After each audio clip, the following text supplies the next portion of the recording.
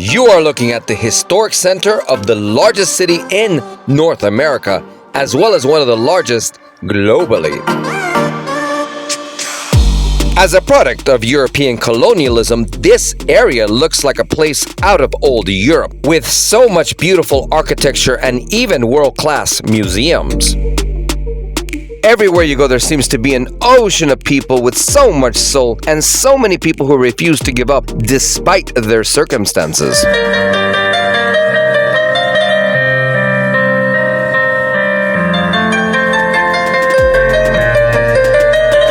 The grand historic buildings in this area show you that this city has been the pride and centerpiece of this country throughout its history. This area is home to one of the oldest, if not the oldest, public park in the Americas.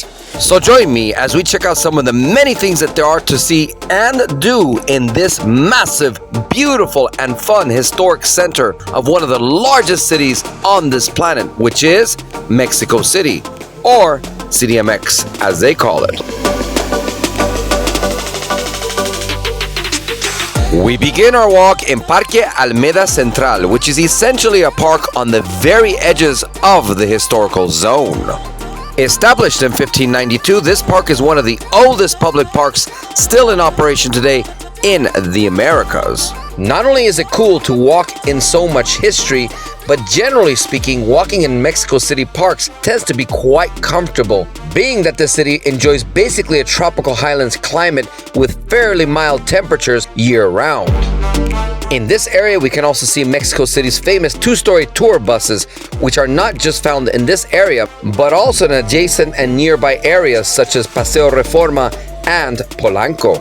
This is Avenida Juárez, which shoots straight into the historical zone and changes into a dedicated pedestrian walkway by the name of Avenida Francisco Madero once it crosses Lázaro Cárdenas. The goal is to get to this walkway, which is a few blocks away at this point, and take it to the Zocalo, which is basically the main plaza of the historic center and the city as a whole. This walk, as well as the Zocalo itself, is full of many surprises, so stay tuned. But before we even get to this walkway, we run into a very special building. And that is Palacio de Bellas Artes. Completed in 1934 after a few decades of construction, this museum is one of the most prominent in the country and supposedly replaced a convent that was here until the mid-1800s. Palacio de Bellas Artes is one of the many museums in CDMX that has helped this city have one of the highest number of museums in the world. This massive and stunning museum deserves its own episode in the future. After this, I see the main pedestrian walkway of the historical zone. And as I'm approaching it, I also notice a stand selling fresh churros, and you know I had to have one. As soon as I cross Lázaro Cárdenas to enter the pedestrian walkway, I get an immediate feeling of what it's like to be in such a big city with all the people around me, as well as the intense amount of noise and activity. In a big city like this, you see people hustling for everything, which is cool. I actually kind of miss that, having lived in another mega city like Los Angeles and also Tehran in Iran.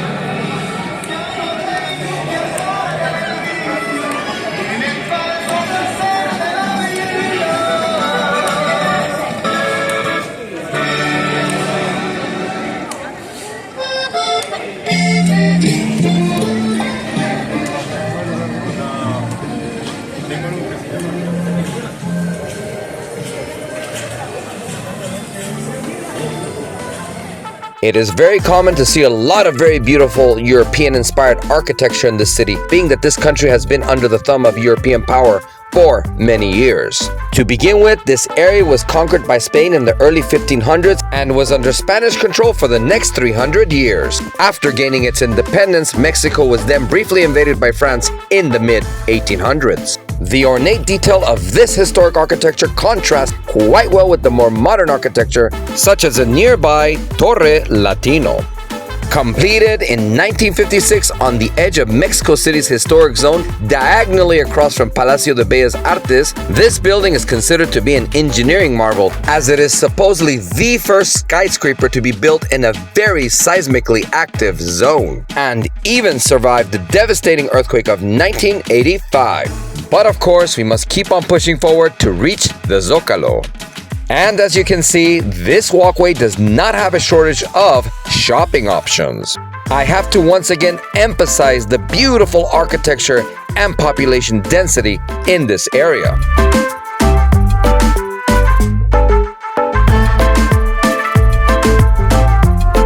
At this point, we're only a few blocks away from the massive Zocalo. And just like in crowded areas of many other big cities, we start running into public performers. And while some may need practice, others do exhibit quite a bit of talent.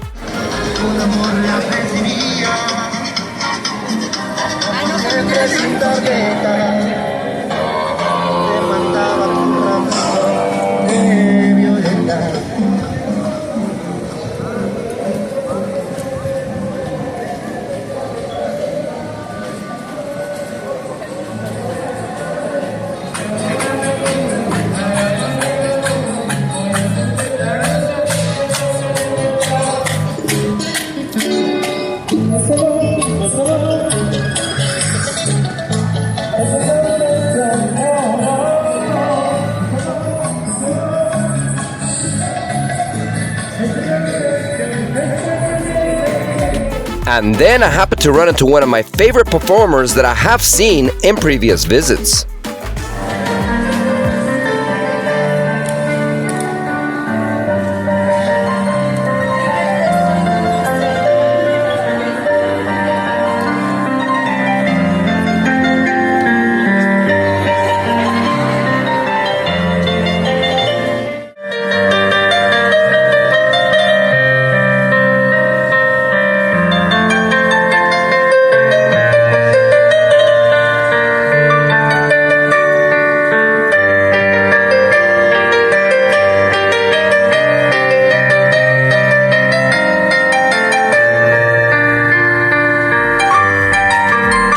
To me, these two represent the ability to adapt, persevere, and survive, which are admirable qualities you often find in big cities where the life can be quite hard at times.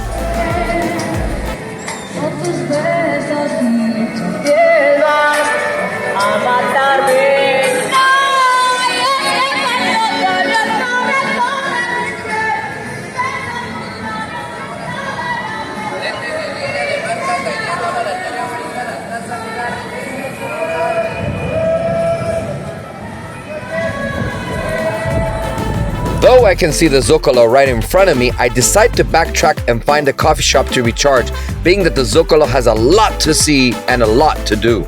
And in Mexico, it is not hard to find a great coffee shop, being that this country is one of the largest producers of coffee worldwide.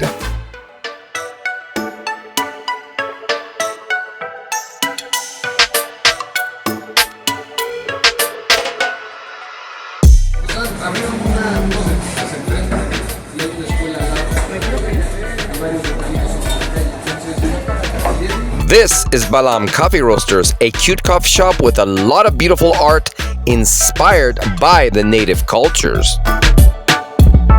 And I have to say, the matcha latte here was quite satisfying.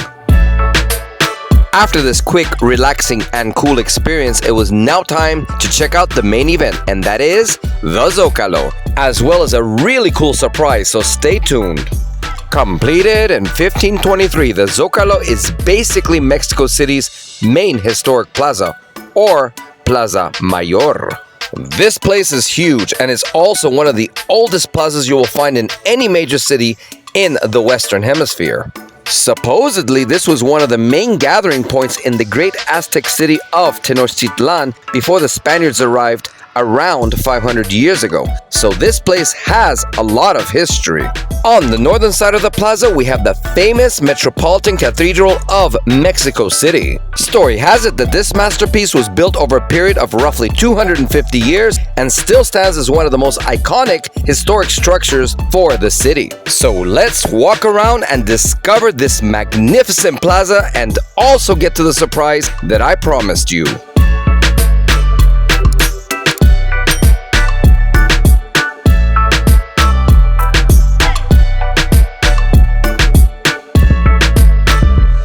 As you can see, Mexico City loves to celebrate its pre-Hispanic culture. After all, the Zocalo was built quite near the Templo Mayor, or main temple, of the magnificent Aztec city of Tenochtitlan, which used to be one of the largest cities in the world before the arrival of the Spanish conquistadors around 500 years ago. Halfway around the plaza on the southern side, we come across the iconic letters that represent this massive city. CDMX is an acronym for Ciudad de Mexico, which means Mexico City. Shortly after, on the eastern side of the plaza, we come across one of the biggest palaces in the Western Hemisphere, and that is Palacio del Gobierno.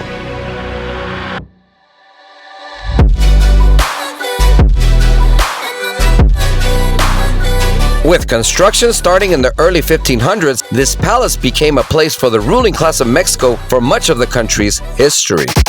And as we go forward, we're about to see what some of the natives may have looked like and what some of their practices may have been.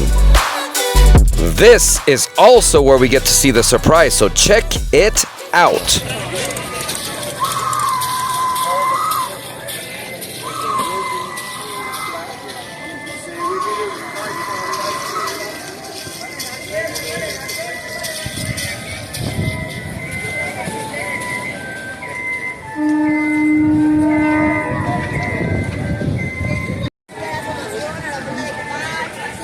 This is cleansing, which is interesting to watch.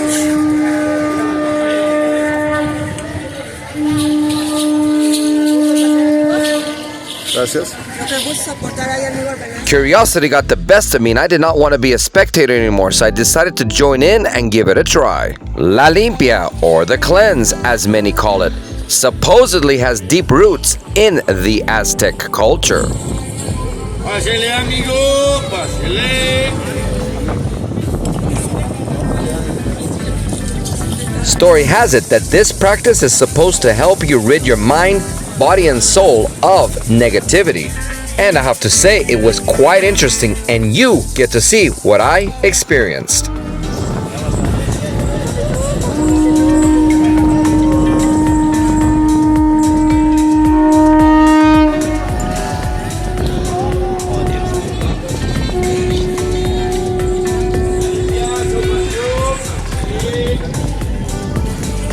Amigos, acércate.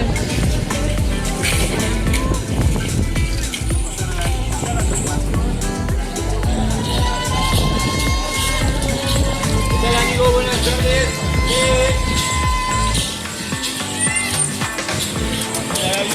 Pásele.